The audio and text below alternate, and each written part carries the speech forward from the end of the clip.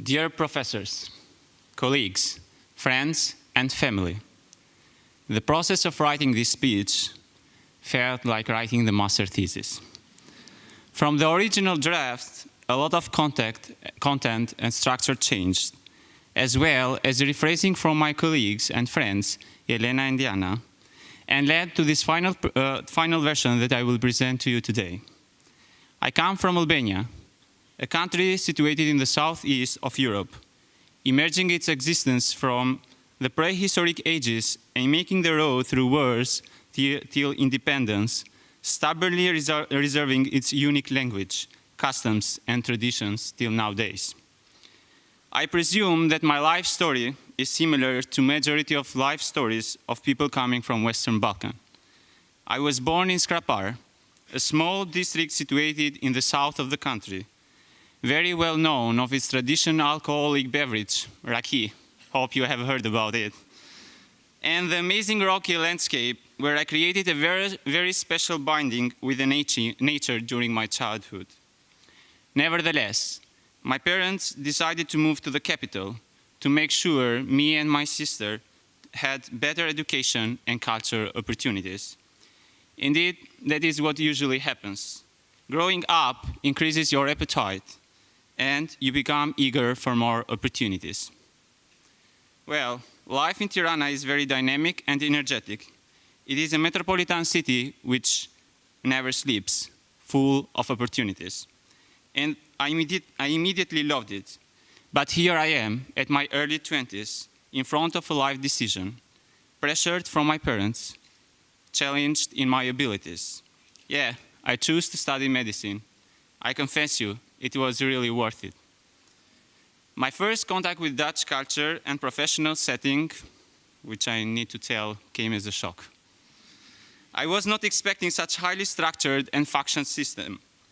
And one thing that impressed me the most was the high level of offered education, great working conditions, and great logistic support.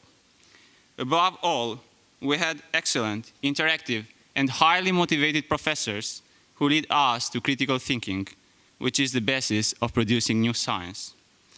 There are no stupid questions. Stupid is not to ask. I guess you all know who I am quoting. Yes, Professor Hoffman, the art and science of asking questions is the source of all knowledge. So we started our experience at NIHES. We began with the summer school. I'm telling the truth. The beginning was the worst ever. Totally confused, insecure, facing new concepts, challenging our pre-existing knowledge. We really felt that we never gonna make it. But with the passing of time, we got a statistically significant approval of Socrates, that the more you know, the more you realize how little you know. Most stressful moments for all of us were the mandatory exams. To be precise, there were too many of them. They happened too often, and they had the tendency to be hard. Don't you agree with me? With the electives, we felt more at ease. The level of the gained knowledge was on a high level. Tailored approach and opportunity to choose the courses gave us the possibility to follow the topics that we were really interested in, increase our motivation and interest to get more involved. When I began my research and started spending more time in the office, it was strange for me not to hear a single word in office and in corridors. Everywhere silence. I encountered a totally new work culture. Everything needs to be planned, organized, task-oriented, and socializing at work is highly discouraged.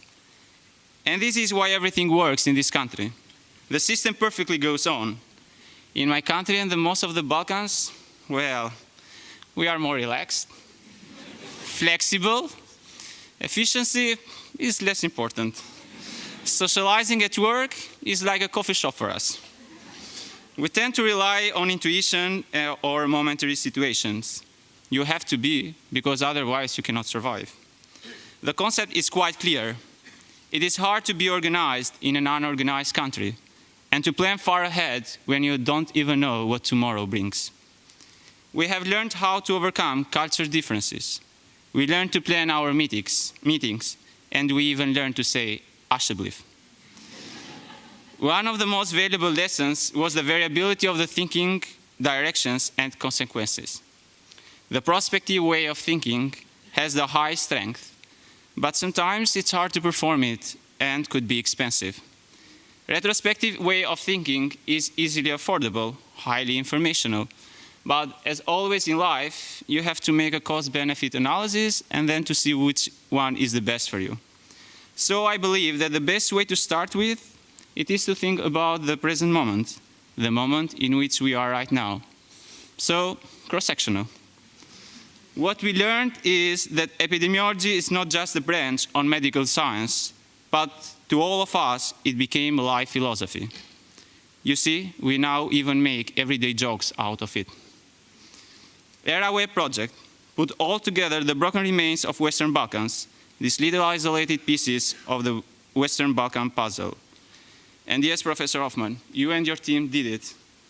What remained a puzzle and the red hotspot for the whole world, it was not for you. Thanks to ERA-Web, we got the experience of NIHES education, which for most of us enlightened our missions and visions. Wherever we are, back home or around the world, we now have a powerful tool to change the present, and that is the knowledge we gained.